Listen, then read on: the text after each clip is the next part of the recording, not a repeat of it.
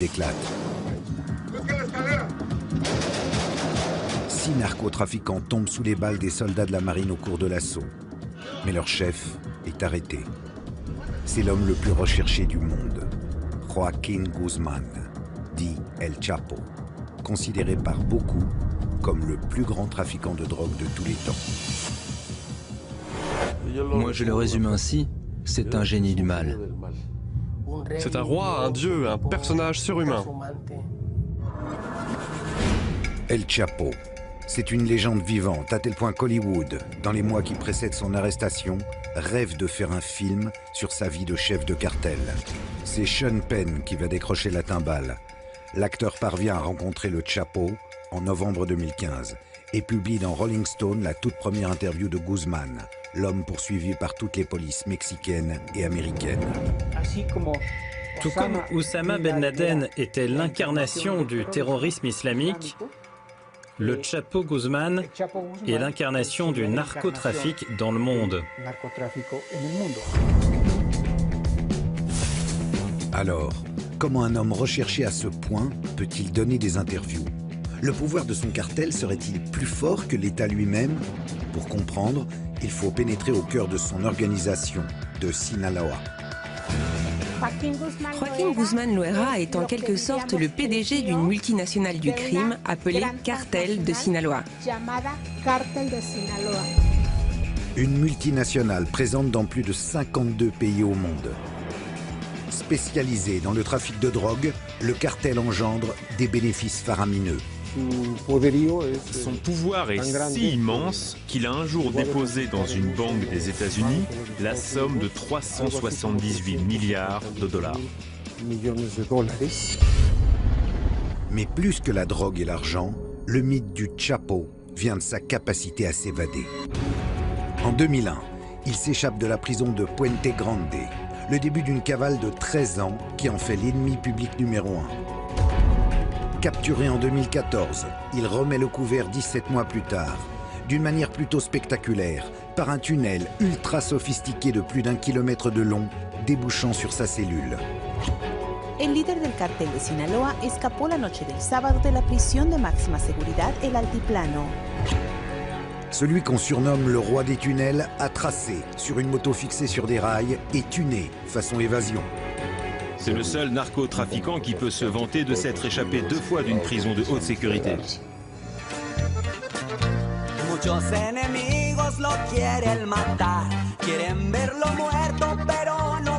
Ennemi public pour les uns, Robin des Bois pour les autres, dans son pays, le Chapo est un mythe.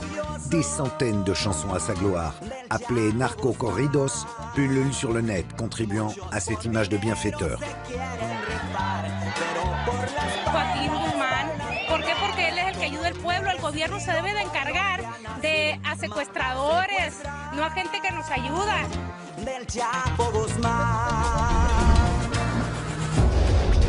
Mais derrière l'image bon enfant se cache un redoutable prédateur qui tue ou fait tuer par milliers ceux qui se mettent en travers de sa route. Un chef de guerre redouté par tous les cartels. Il se faisait la guerre pour savoir qui était le plus dur. Si le cartel des États se laissait 10 têtes coupées quelque part, Sinaloa en laissait 10 le lendemain. Alors, quel est le secret de la longévité de Joaquín Guzmán? Pourquoi El Chapo, qui a défié la mort depuis plus de 40 ans, est-il encore vivant? Nous allons vous montrer comment celui qu'on surnomme le Courteau, le Petit, a construit le plus grand empire mondial de la drogue. Une histoire écrite en lettres de sang, où la cocaïne et la corruption règnent en maître et où la vie d'un homme ne vaut guère plus qu'une quinzaine de dollars.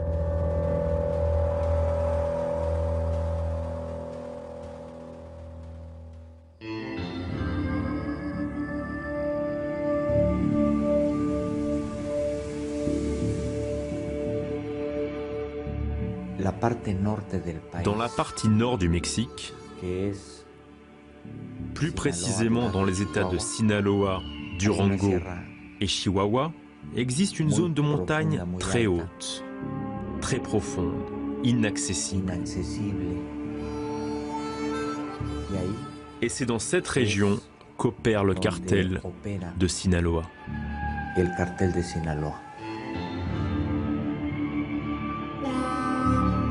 C'est dans cette sierra, une des régions les plus pauvres et reculées du Mexique, que naît en 1954 Joaquín Archibaldo Guzmán Loera, dit El Chapo, un surnom qui remonte à son enfance.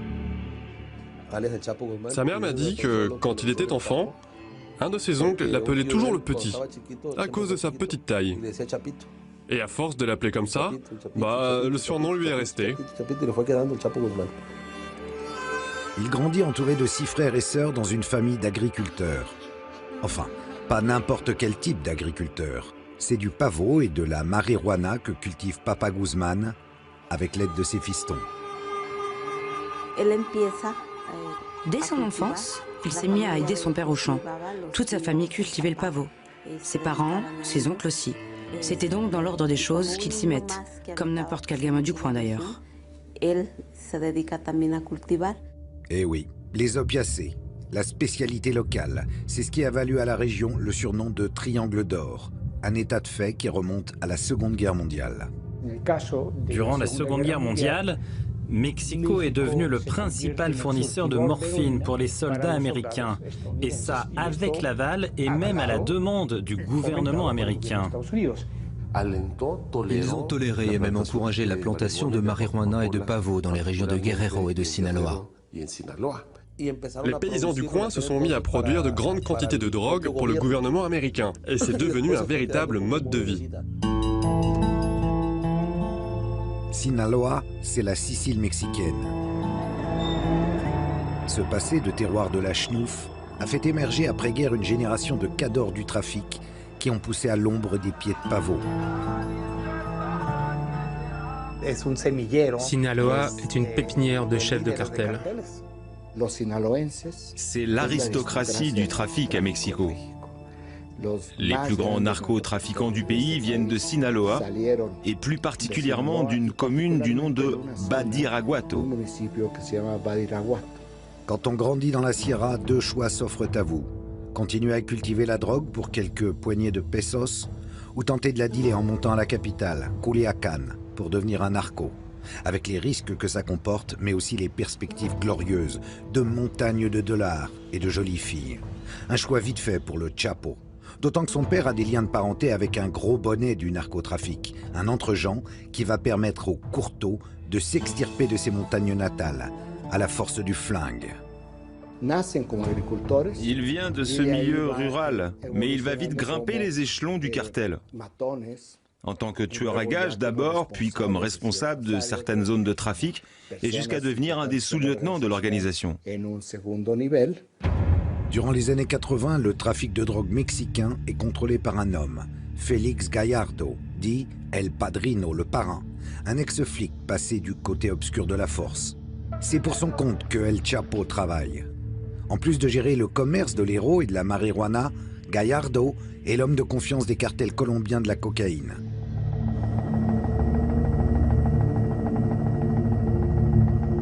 À cette époque, un certain Pablo Escobar déverse des tonnes de poudre blanche sur les États-Unis. En grande partie via les Caraïbes, un couloir qui commence pourtant à être dans le radar des stupes. U.S. police recently uncovered one of the largest cocaine hauls ever in Miami. Ce qui oblige Escobar à s'en remettre de plus en plus souvent à Gallardo pour faire passer sa marchandise. Les Colombiens payaient les Mexicains en liquide. Au bout d'un moment, les Mexicains se sont rendus compte qu'ils pouvaient adopter une stratégie plus intelligente et leur ont dit « Ok, non seulement vous allez nous payer avec du cash, mais aussi avec de la drogue. » Être payé en drogue représente un énorme avantage. L'organisation du Padrino peut désormais dealer elle-même de la coke aux États-Unis et ainsi décupler ses bénéfices. Peu à peu, aidés en cela par les persécutions contre Escobar qui s'intensifient à la fin des années 80, les Mexicains passent du rang d'intermédiaire à celui d'organisateur du trafic de cocaïne. Leur pouvoir explose. Gallardo apprécie El Chapo, son talent logistique, son sang-froid. Guzmán prend du galon et gère bientôt les convois entre Colombie et Mexique. En 1987, inquiété dans l'affaire du meurtre de Kiki Camarena, un agent de la DEA qui avait infiltré son cartel, Gallardo décide de diviser son empire entre des lieutenants tous originaires comme lui de Sinaloa. Cette histoire, c'est celle d'un grand baron de la drogue qui assigne à ses principaux lieutenants, à ses hommes de confiance, différentes zones de trafic. Durant cette réunion organisée par Gallardo et à laquelle tous ses lieutenants participaient, les Zambada, les Esparragosa, les Guzmán, les Arellano, ils se sont divisés le pays comme s'ils étaient des dieux. Qu'elle soit mythique ou non, cette réunion fut l'acte de naissance des cartels mexicains. Au frère Arellano Félix, Dieu le Père Gallardo donna la plaza de Tijuana. À la famille Carrillo Fuentes, celle de Juárez. À Miguel Caro Quintero, Sonora. Et à Ismael Zambada et Joaquín Guzmán, Sinaloa, la maison mère. Dans les années qui suivent, le Chapo et ses associés écoulent des centaines de tonnes de drogue vers les États-Unis. Ils font preuve d'une inventivité sans limite, planquant leur cam dans tout ce qu'il est possible d'imaginer. Conserves de piment, carcasses de requins, primeurs en tout genre, mais aussi des produits un peu moins frais. Il leur arrivait aussi de cacher leurs marchandises dans des cadavres. La police est tombée là-dessus dans des morgues de Tijuana. Des corps qui devaient passer la frontière après avoir été bourrés de drogue. Mais c'est pourtant par un autre moyen que le Chapo va définitivement imprimer sa marque à la folle histoire de la contrebande. On le surnomme le seigneur des tunnels parce que c'est lui qui a le plus perfectionné cette technique pour passer de la drogue vers les États-Unis. C'est lui qui a donné aux tunnels des caractéristiques technologiques avancées, comme l'air conditionné ou l'utilisation du GPS pour être plus précis dans le tracé. Le Chapo a fait passer les narcotunnels du 19e au 22e siècle. Roi des tunnels et homme de l'ombre jusqu'au début des années 90, le Chapo va brusquement apparaître en pleine lumière et de manière spectaculaire. Curieusement, c'est à cause du meurtre d'un homme d'église que Guzmán va devenir célèbre. En 1993, un événement sanglant va en effet faire basculer la vie d'El Chapo. Le 24 mai de cette année-là, le cardinal Ocampo est tué lors d'une fusillade entre cartels rivaux à l'aéroport de Guadalajara. Et Joaquín Guzmán est tenu pour responsable de ce meurtre. Pour la première fois, son visage va apparaître à la télévision. De personnage de second rang du narcotrafic, il devient l'ennemi public numéro 1. L'assassinat du cardinal Ocampo provoque un choc immense dans le pays. Ils avaient assassiné un cardinal, une figure vraiment importante de l'Église. Ça ne s'était jamais vu au Mexique. Depuis des mois, la tension monte entre le cartel de Tijuana et El Chapo. Ce dernier veut mettre la main sur le couloir de trafic des frères Arellano Félix, qui ne l'entendent évidemment pas de cette oreille. Ce jour de mai 93, c'est Guzmán qui devait mourir à Guadalajara. Les tueurs des frères Félix mitraillent une voiture qu'ils pensent être celle du Chapo. Mais c'est le cardinal qui prend 14 balles dans le corps. Tragique méprise, complot ourdi pour se débarrasser d'Ocampo, les avis divergent encore aujourd'hui. Mais quoi qu'il en soit, El Chapo, bouc émissaire parfait, est tenu pour responsable. Sa tête est mise à prix, la chasse à l'homme commence. Attraper le Chapo est devenu un impératif politique pour le gouvernement, pour que justice soit faite au plus vite pour la mort du cardinal. C'est ce qui explique le désir impérieux du gouvernement de s'emparer de lui.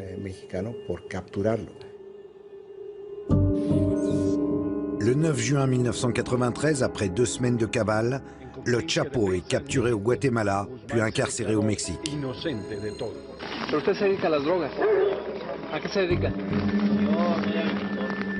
Difficile d'imaginer en voyant ce jeune homme, à l'air un peu abruti, qu'il sera une quinzaine d'années plus tard considéré comme le criminel le plus puissant au monde.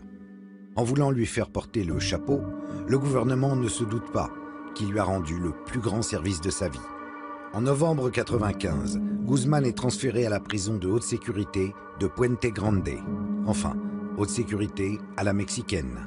Le genre d'endroit où les chefs narcos gèrent souvent encore mieux leur business que s'ils étaient dehors. Quand le gouvernement capture ce genre de narcotrafiquants, il les incarcère, mais il ne leur confisque absolument rien, pas le moindre dollar. Ils sont en prison, ok, mais c'est comme s'ils étaient dehors, car on ne s'en prend pas à leur pouvoir financier.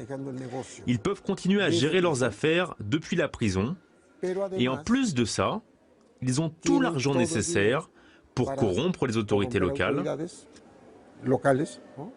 pour payer des tueurs à gages, pour acheter des armes, des véhicules blindés, des avions. Bref, pour continuer à gagner toujours plus d'argent. Cet argent, le Chapo le met à profit en installant un système de corruption généralisé. Des gardiens à certains chefs de la prison, jusqu'aux balayeurs, tout le monde ou presque croque du dollar narco. Guzmán fait de la prison sa nouvelle base exécutive. Le trafic roule. D'autant mieux que le Chapo n'est pas l'unique chef de Sinaloa, un cartel à l'organisation horizontale regroupant différentes familles criminelles. Il s'agit de différents clans qui se sont regroupés sous la même marque. Le cartel de Sinaloa est constitué de plusieurs groupes, de plusieurs familles, parmi lesquels on retrouve les Casares, les Zambada, les Esparragosa et aussi les Guzmán. Chacune de ces organisations, de ces familles, a sa propre armée, ses propres moyens, ses propres routes, mais cela fait des décennies qu'ils travaillent ensemble. Et c'est pour cela qu'on les appelle le cartel de Sinaloa. Au cours de l'année 99, le cartel parvient même à placer certains de ses hommes à la direction. La prison devient carrément l'hôtel Chapo. Il organisait des fêtes à l'intérieur de la prison. Il faisait venir des groupes de musique. Et puis il distribuait aussi pas mal d'argent à droite à gauche. Il avait la vie vraiment facile, une vie de luxe même.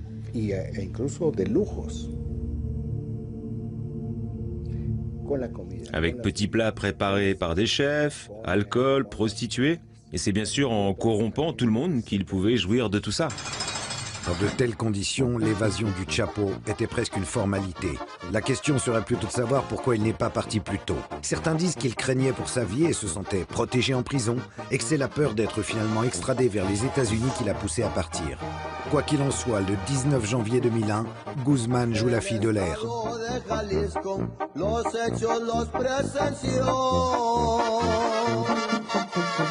Del penal de Puente Grande, el Chapo se les peló. La primera fuga. Il existe deux versions de la première évasion de Joaquim Guzmán. La première, l'officielle, soutient qu'il s'est échappé dans un chariot de linge sale caché à l'intérieur. La seconde version, enfin celle qui est considérée comme la vérité par les gens qui ont enquêté sur cette affaire, c'est qu'il est sorti par la porte. Que ce sont les autorités elles-mêmes qui ont ouvert toute grande la porte à Guzmán. Suite à cette évasion, le gouvernement de Vicente Fox devient la risée mondiale et la prison de Puente Grande se voit renommée en Puerte Grande. La Grande Porte. Le Chapo devient quant à lui instantanément un véritable mythe. Le fait que Guzmán ait été le premier détenu à s'échapper d'une prison de haute sécurité lui a conféré un statut quasi légendaire.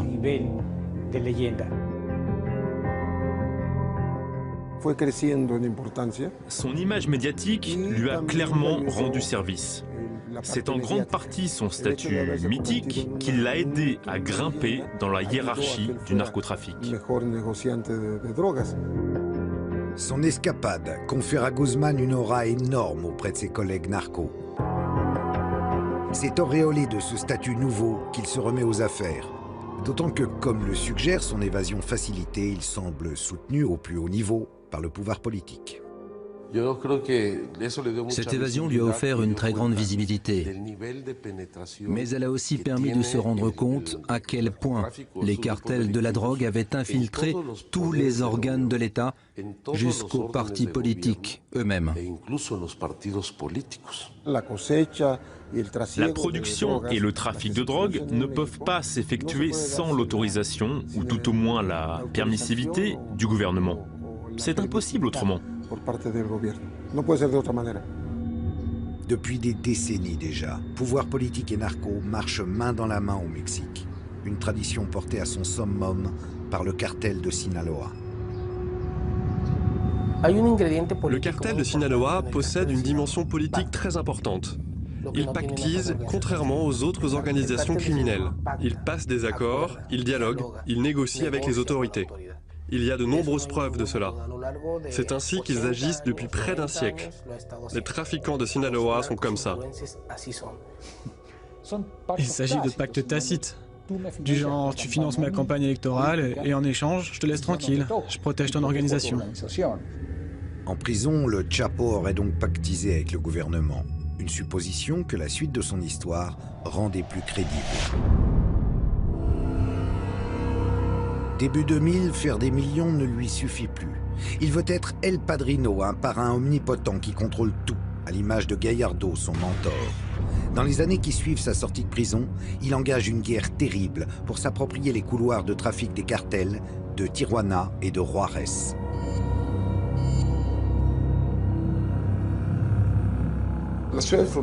Les grandes villes frontalières, particulièrement Tijuana et Juárez, ont toujours été les pièces maîtresses du trafic. Parce que vu toutes les marchandises qui y transitent, c'est bien plus facile d'y faire passer la drogue.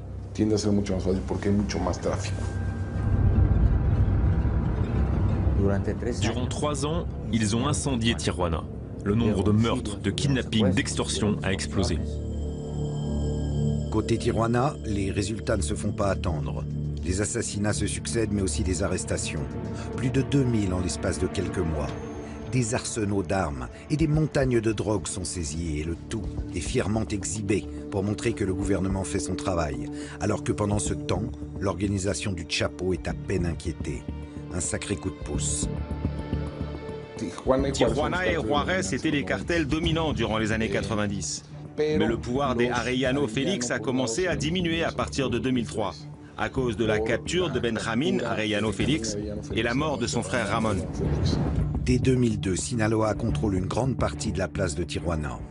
Grâce au soutien du gouvernement fédéral, le cartel de Sinaloa a réussi à s'approprier la région. Et c'est eux qui la contrôlent encore aujourd'hui. Côté Juárez, les choses vont prendre plus de temps. Dans les années 90, Amado Carrillo Fuentes en fait un cartel surpuissant.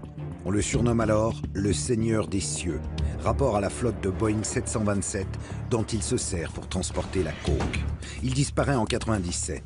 Son frère Vicente, qui prend sa place, n'est pas tout à fait à la hauteur. Guzmán le fait abattre en 2004. Le début d'une guerre infernale qui va faire de Juárez la ville la plus dangereuse au monde. Dans les années 2000, la guerre des cartels a engendré au Mexique des milliers de morts. Parmi eux, des membres évidemment du cartel de Sinaloa, qui se retrouvent aujourd'hui ici, au cimetière de Culiacán. Les plus célèbres, les plus riches d'entre eux, sont enterrés dans ce genre de mausolée, de véritables petites résidences secondaires avec, dit-on, jacuzzi, air conditionné et même télé extra plate. Le point culminant de cette violence a été atteint lorsque los Zetas ont voulu mettre la main sur les trafics d'El Chapo et sont venus jusqu'ici, en Sinaloa, défier l'organisation. Mais venir chatouiller El Chapo n'était pas vraiment une bonne idée.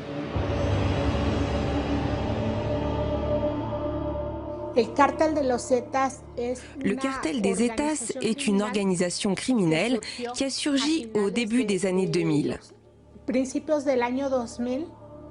À l'origine, il s'agissait de militaires ayant déserté un groupe d'élite de l'armée mexicaine. Ils avaient été recrutés par le cartel du Golfe pour en être le bras armé. Et en 2002, suite à la capture du chef du cartel du Golfe, les Zetas sont devenus un cartel à part entière, opérant de manière indépendante. Avec los Zetas, le niveau de violence atteint un degré encore jamais vu. Leur technique de guerre, inspirée de celle des Caibiles, une unité d'élite guatémaltèque célèbre pour ses massacres de populations civiles, ont pour but d'inspirer une terreur absolue. Une stratégie de la peur qui leur permet de conquérir en quelques années un vaste territoire.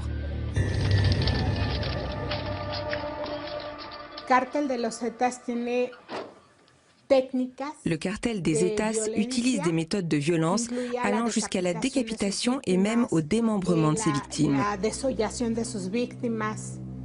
Les Zetas sont un groupe intégralement violent. Ils ne semblent pas avoir de stratégie particulière, si ce n'est d'arriver quelque part, de s'approprier le lieu par la violence, avant de continuer à avancer pour faire la même chose ailleurs. C'est à cause de ce genre de méthode qu'on trouve tellement de fosses clandestines dans ce pays. Ils ont réussi à contrôler des zones du golfe du Mexique. Puis, à force d'avancer, ils ont commencé à disputer certaines régions contrôlées par le cartel de Sinaloa. Pour leur faire face, le Chapo forme un groupe paramilitaire calqué sur leur organisation et appliquant les mêmes méthodes. Los Negros. La guerre est d'une brutalité inouïe. Elle enflamme le pays. C'était une guerre d'une violence extrême. Un jour, on a publié un article qui disait que l'enjeu de la guerre était de savoir qui était le plus dur, le plus inflexible des deux. Si le cartel des Zetas laissait 10 têtes coupées quelque part, le cartel de Sinaloa en laissait 10 le lendemain en représailles. Si des corps démembrés étaient découverts un jour, on en découvrait d'autres dans la foulée. L'affrontement Zetas-Sinaloa va encore s'envenimer suite au retournement d'alliance des Beltrán Leiva, une autre famille narco de Sinaloa qui, après avoir durement lutté contre les Zetas, finissent par se ranger de leur côté, suite à ce qu'ils considèrent comme une trahison de Guzmán. Une histoire dont les conséquences vont atteindre le Chapo en plein cœur. Un des fils du Chapo, Ivan Archibaldo, était en prison. Et du jour au lendemain, il a été remis en liberté. C'est de là qu'est né le problème entre le Chapo et les Beltrán Leiva, parce qu'ils l'ont accusé d'avoir échangé la liberté de son fils contre des informations permettant la capture du plus jeune des frères Leiva, Alfredo, dit le Mochomo. Le Mochomo était un élément clé du cartel, mais le Chapo le suspectait de parlementer avec les Zetas, ce qui expliquerait qu'il les balançait. Les frères Leiva ne tardent pas à réagir et assassinent un des fils du Chapo, Edgar, sur le parking d'un centre commercial de Culiacán. Mauvais calcul pour El Chapo. En voulant sauver un de ses fils, il en a perdu un autre.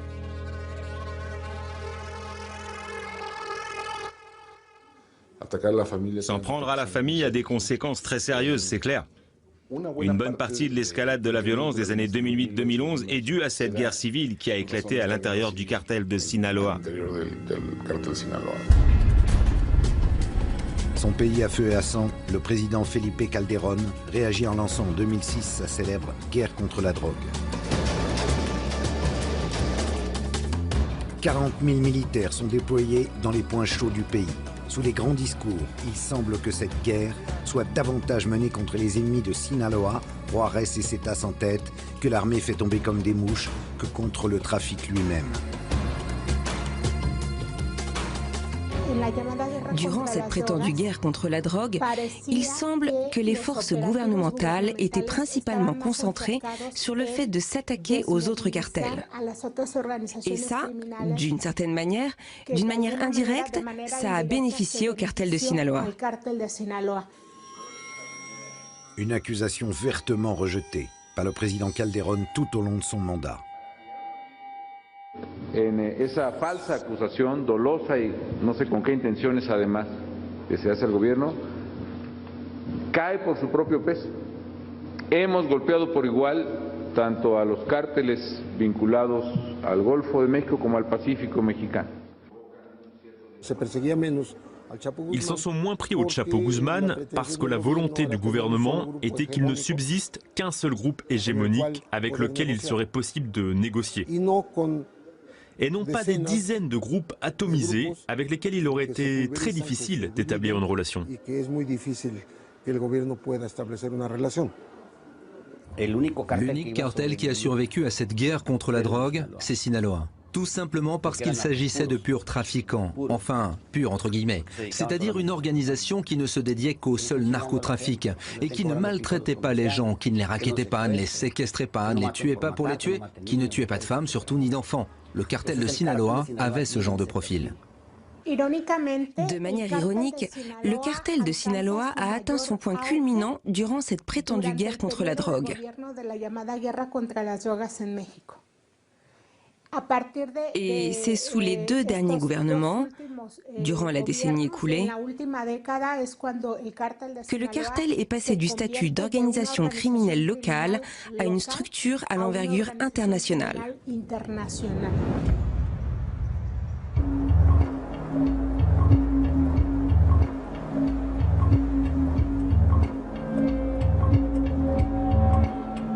Cette guerre contre la drogue, au bilan humain terrifiant, plus de 100 000 morts, est en fait l'émanation mexicaine d'une politique américaine lancée par Nixon.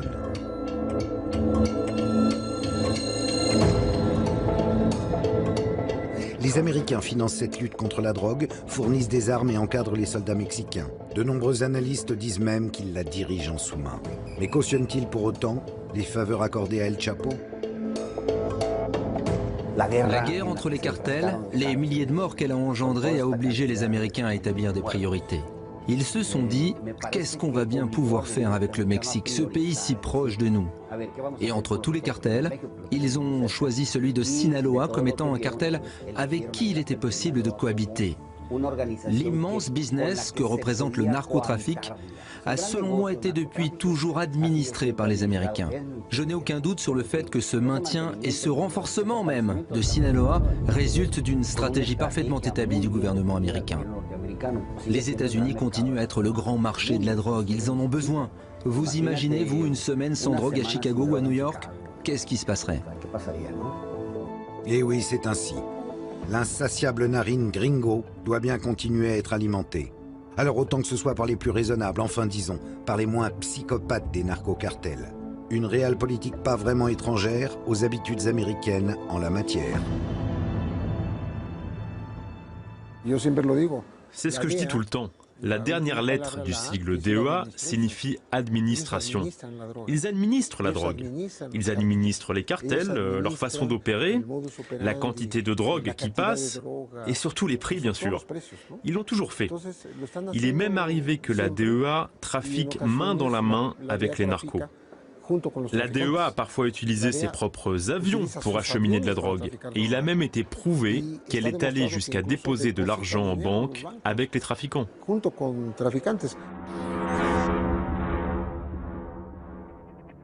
Nicaragua, années 80, des membres de l'administration Reagan financent secrètement les Contras, un groupe armé luttant contre le gouvernement sandiniste, un peu trop socialiste à leur goût. Pour récupérer de l'argent, les services US vendent en sous-main des armes à l'Iran. Officiellement un de leurs pires ennemis, le fameux scandale de l'Iran Gate. Moins connu, des agents de la CIA pactisent aussi avec Escobar et Gallardo. Vous vous souvenez, le mentor du Chapo. Le deal, ils ferment les yeux sur le trafic de coke, quand ils ne l'organisent pas eux-mêmes, en échange d'une aide financière aux Contras. Pas difficile d'imaginer à la lueur de ce genre d'informations que le Chapo ait pu avoir des relations étroites avec les services américains. Des documents déclassifiés l'attestent, des rencontres entre officiers de la DEA et chefs de Sinaloa ont eu lieu durant la guerre contre la drogue, des deals du genre tuyau sur les autres cartels contre protection. Et quand ce ne sont pas les enjeux géopolitiques qui parlent, il reste le dollar. La corruption du Chapo ne s'arrêtant pas vraiment à la frontière. Là où il existe un niveau de corruption aussi important, voire même plus important que chez nous, eh bien c'est aux États-Unis. Tout le monde est de mèche là-bas aussi. Des autorités aux patrouilles frontalières en passant par les maires et les forces policières des principaux centres de consommation. Quelle quantité d'argent sale est blanchi dans le système financier américain? Des milliards et des milliards de dollars.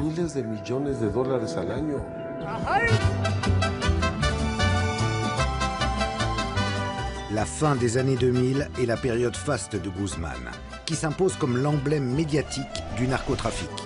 En juillet 2007, ce grand amateur de femmes, 4 épouses et une dizaine d'enfants au compteur, épouse Emma Coronel, reine de beauté de 35 ans sa cadette. Le mariage somptueux, lors duquel il s'adonne largement à ses deux passions, le whisky et la danse, a lieu dans un ranch en pleine Sierra et compte parmi ses invités des politiciens de haut rang.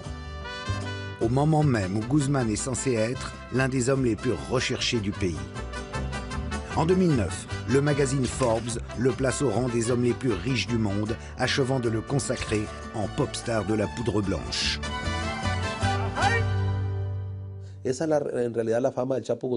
La célébrité du Chapo a encore été accrue quand Forbes l'a classé 701e de sa liste des hommes les plus riches au monde. Ça nous a tous rendus fiers ici. Et lui en tout premier, je crois. Quand ils l'ont attrapé, il avait d'ailleurs un pistolet sur lequel était gravé le numéro 701, comme dans la revue.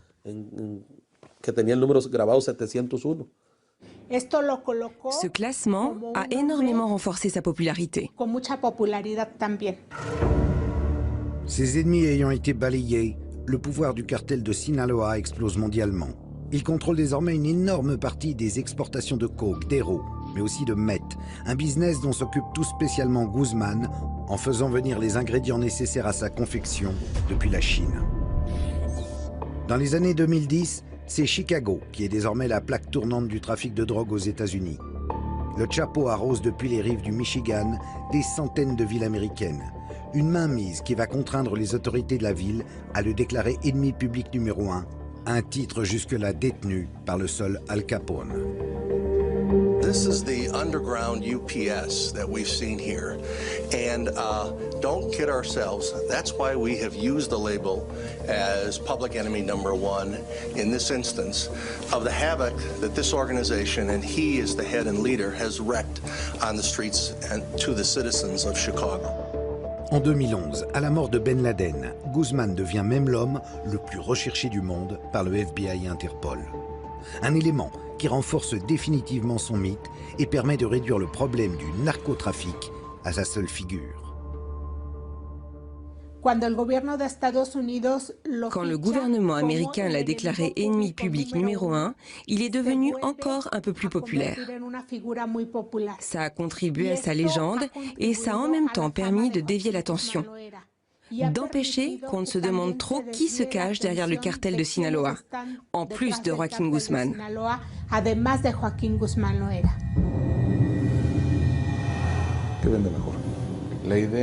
Qui est-ce qui est le plus vendeur? L'idée d'un ennemi public numéro 1 ou celle qu'il y a 1 à 2 millions de citoyens américains qui sont d'une manière ou d'une autre impliqués dans le trafic? Construire une histoire de James Bond est bien plus vendeur et pratique que tenter de faire comprendre la complexité du business. Les États-Unis ont présenté de manière simplificatrice le Chapo comme si c'était le mal absolu. Toute proportion gardée, tout comme Oussama Ben Laden était présenté comme l'incarnation du terrorisme islamique, le Chapo Guzmán l'a été comme celle du narcotrafic dans le monde. Deux façons de voir qui, on le sait bien, sont parfaitement manichéennes.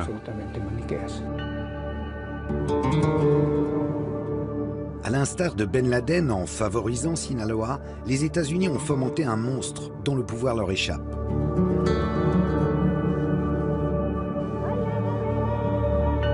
Un pouvoir qui réside en partie dans l'immense soutien populaire dont jouit le Chapo, notamment dans la région de Sinaloa.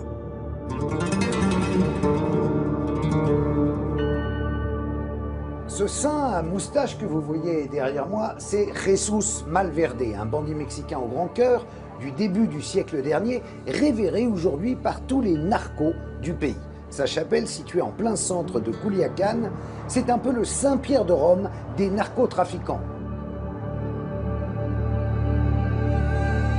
À l'instar de Jesús Malverde, dont on dit qu'il volait aux riches pour donner aux pauvres, la légende d'El Chapo fourmille littéralement d'actes de bienfaisance envers le bon peuple de Sinaloa.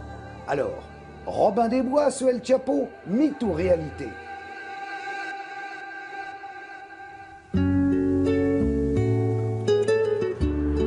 Là où certains cartels font régner la terreur, rackettant, violant et kidnappant, le Chapo se pose en protecteur dans cet état qu'il a vu grandir. Joaquín Guzmán a fait de nombreuses choses en faveur du peuple, dans la Sierra, mais aussi dans d'autres parties de Sinaloa. Le Chapo et les autres chefs de Sinaloa aidaient les gens ici, organisaient des fêtes, soutenaient financièrement certains jeunes, donnaient des ranchs ou des entreprises à leurs femmes. Si, on peut le dire. Ce genre de personnages peuvent être des bienfaiteurs, des sortes de Robin des Bois. Ils ont construit des maisons pour les gens, leur ont donné du travail. Des flottes de taxis entières à Sinaloa doivent leur travail au Chapo. Ça explique qu'il y ait tout ce terreau social qui a alimenté le mythe du Chapo. Des attentions pas forcément désintéressées, puisque le peuple de Sinaloa reste son meilleur réseau de renseignement.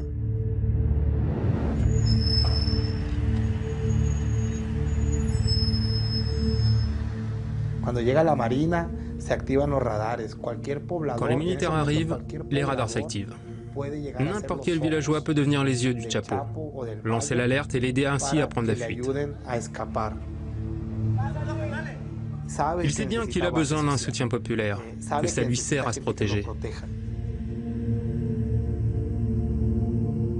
Les années passent, et plus personne ne songe à imaginer que le Chapo, qui s'est mué en un être quasi mythique dont on viendrait presque à douter de l'existence, sera repris un jour. On en sait très peu sur la vie de Guzmán durant ses 13 ans de cavale. Tout juste qu'entre de très nombreux voyages d'affaires au Mexique et à travers le monde, il passe une bonne partie de son temps en Sinaloa, dans ses villas de Culiacán ou ses ranchs de la Sierra. Durant cette période, des centaines de personnes jurent l'avoir aperçu à travers tout le pays. Parfois au même moment, à 2 endroits différents. Omnipotent, omniscient et doué d'ubiquité, le Chapo. Il y a plein de gens, tout un tas, qui assurent qu'ils ont vu le Chapo entrer dans un restaurant et dire « Messieurs, mesdames, nous allons fermer les portes de l'établissement pour un petit moment. Veuillez confier vos téléphones portables à mes hommes, leur repas vous est offert. » On m'a raconté la même histoire à Durango, à Chihuahua, en Basse-Californie.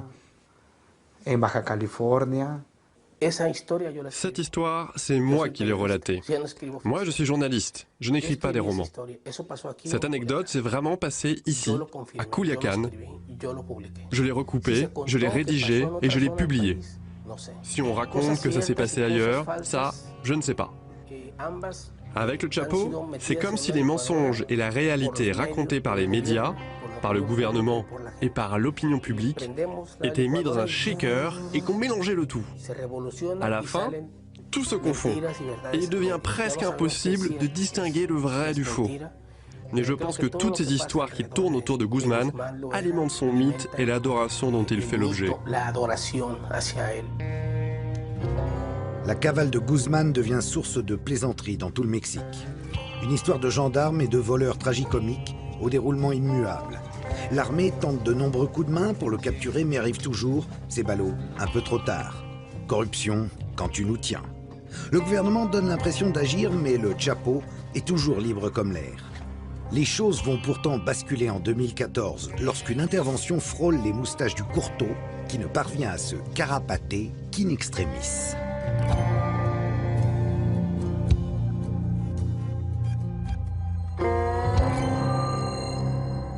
C'est par un tunnel secret relié à ces canalisations qu'El Chapo s'est enfui de sa résidence principale de Culiacán en février 2014 lors d'un raid contre lui de la marine. Après inspection, les marines ont découvert que cette maison lui appartenant à Culiacán était reliée justement par tout un réseau de tunnels secrets. Pas pour rien que le Chapo a pour surnom El Señor de los Tuneles.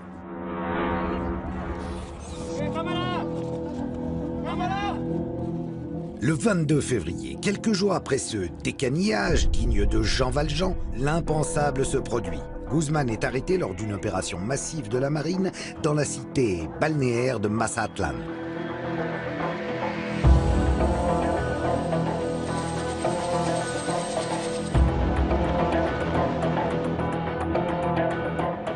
Son identité est immédiatement confirmée par analyse digitale, puis il est emmené en avion vers Mexico City pour une identification formelle.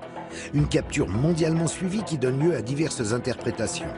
Pour certains, ce serait son attachement à ses filles qui aurait perdu Guzmán. Il est éperdument épris de ses filles. C'est vraiment son point faible. Quand ils l'ont attrapé à Mazatlán le 22 février 2014, il était avec ses filles et la maman des petites aussi. Ce qu'il éprouve pour ses petites filles, des enfants très jolis, puisque leur mère est une ancienne reine de beauté, l'a poussé à s'exposer, à prendre des risques et à entraîner sa capture. Pour de nombreux autres analystes, cependant, l'arrestation, réalisée sans qu'aucun coup de feu n'ait été échangé, flairerait le coup monté, la mascarade médiatique. Le plus logique aurait été qu'il se réfugie dans un lieu plus sûr, quelque part dans le Triangle d'Or. Mais au lieu de ça, Il est allé à Mazatlan, sans filet de sécurité, sans que personne ou presque ne soit là pour le protéger. On peut dire que c'est une manière d'agir pour le moins inhabituelle de Joaquín Guzmán. Je pense que sa capture est passée par un accord avec le gouvernement et que c'est pour ça qu'il n'y a pas eu d'affrontement. Que c'est pour cette raison que sa capture s'est déroulée sans le moindre accrochage.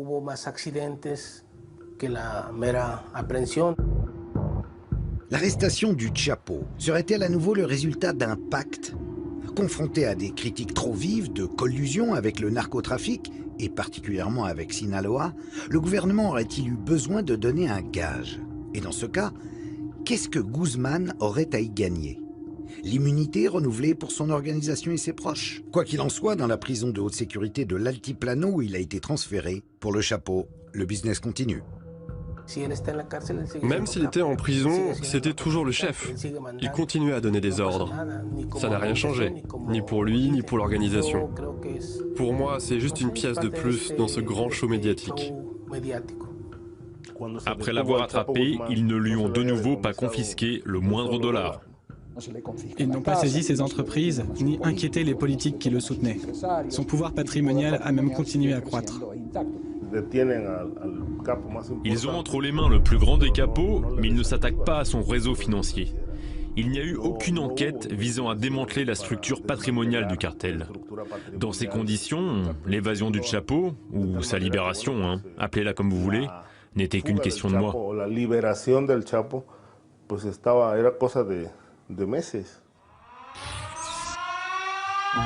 Le 11 juillet 2015, 17 mois après son arrestation, la nouvelle tombe, provoquant l'ahurissement général. Le Zorro des temps modernes s'est encore fait la malle.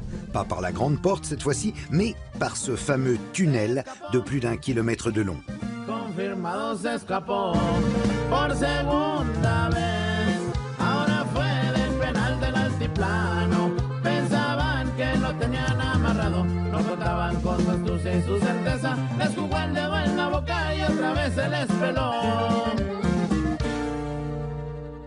Partant de la douche de la cellule de Guzmán et s'enfonçant à 10 mètres sous terre, le tunnel qui lui permet de s'échapper était entièrement ventilé et éclairé.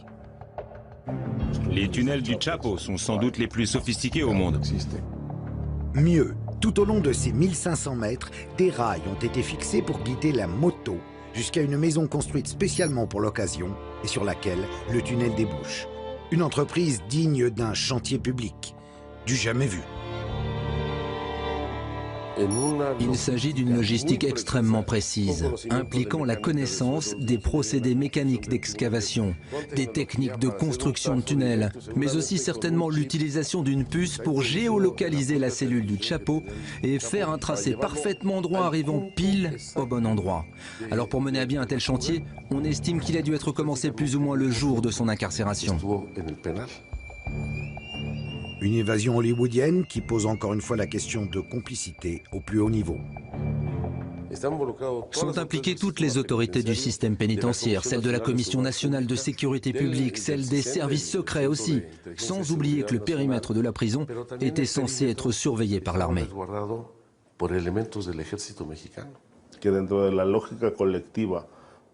Qui pourrait croire qu'il est possible de construire un tunnel d'1,5 km de long sans qu'aucune autorité ne s'en rende compte? C'est encore plus invraisemblable quand on sait qu'il y a une caserne de l'armée à moins de 300 mètres de la maison sur laquelle débouchait le tunnel et par où le Chapo est sorti. Il aurait simplement fallu qu'il construise une cellule au premier étage de la prison pour se prémunir de l'évasion par un tunnel. L'enquête va en rester à la corruption au sein de la prison, mais on ne remontera pas au niveau où les décisions ont été prises. Pour résumer les choses simplement, le gouvernement ne va pas enquêter sur lui-même. Qu'il y ait eu un laisser-faire au plus haut niveau semble certain. Le reste n'est que supposition. Le gouvernement n'a-t-il pas respecté le pacte, si pacte il y a eu, poussant le Chapo à s'évader? L'évasion faisait-elle elle-même partie du pacte? Et aussi, est-il possible que Guzmán ait corrompu une bonne partie de l'appareil d'État sans que le président lui-même soit mis dans la confidence? Seul Chapo le sait. Il redevient en tout cas l'homme le plus recherché de la planète. Le début d'une gigantesque chasse à l'homme. La traque pour mettre la main sur Joaquín Guzmán, dit El Chapo, mobilise tout ce que le Mexique compte d'uniformes, avec en première ligne, évidemment, l'élite de l'élite, la marine, et puis les militaires au total. Plus de 10 000 hommes sont là, dans le triangle d'or de la drogue. Et pour les civils, une récompense exceptionnelle de 3 800 000 $ offerte à qui aidera à la capture d'El Chapo. La seconde cavale de Guzmán n'aura duré que 6 mois. Le 8 janvier 2016, il est arrêté suite à un raid dans une maison de Los Mochis. Une intervention filmée en caméra subjective par les soldats de la marine et lors de laquelle 6 de ses porte-flingues sont exécutés.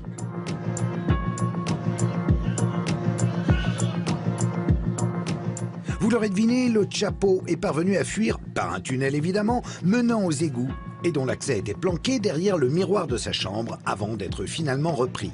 Retour à la case prison.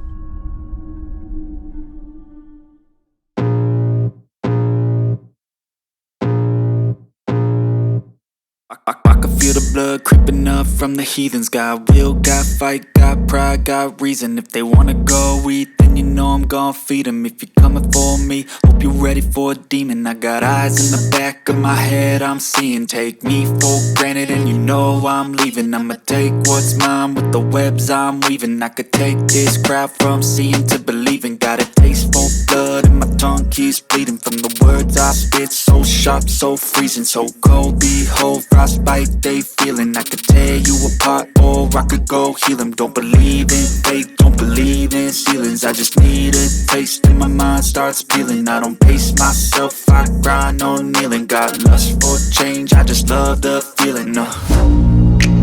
I ain't gonna give up. Got too little time, I'ma live up. Head down, push forward through the tough times. Cause anything worth doing is a tough climb. And I ain't gonna give up. Got too little time, I'ma live up. Head down, push forward through the tough times. Cause anything worth doing is a tough climb. Cause I'ma live life for the fight, yeah, I'm here to get it. I got drive, got sight, always have a vision. L'argent sale est toujours là. Les hommes politiques corrompus sont toujours là. La production de drogue continue de plus belle, tout comme le blanchiment. El Chapo, c'est juste un homme parmi d'autres. Il pourrait disparaître demain, ça ne changerait rien pour le cartel. Parce que c'est une structure qui dépasse les simples individus. C'est une organisation qui fait ça depuis des décennies. Et le fait qu'ils détiennent le Chapo ne fera pas chuter le cartel. On l'a déjà bien vu pendant que le Chapo était en prison. Le cartel a continué à grandir.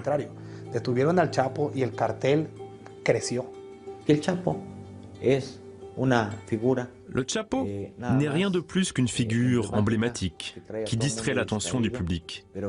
Mais les opérations criminelles de trafic de drogue, de séquestration, d'extorsion, de trafic d'influence, de corruption continuent sans interruption aucune.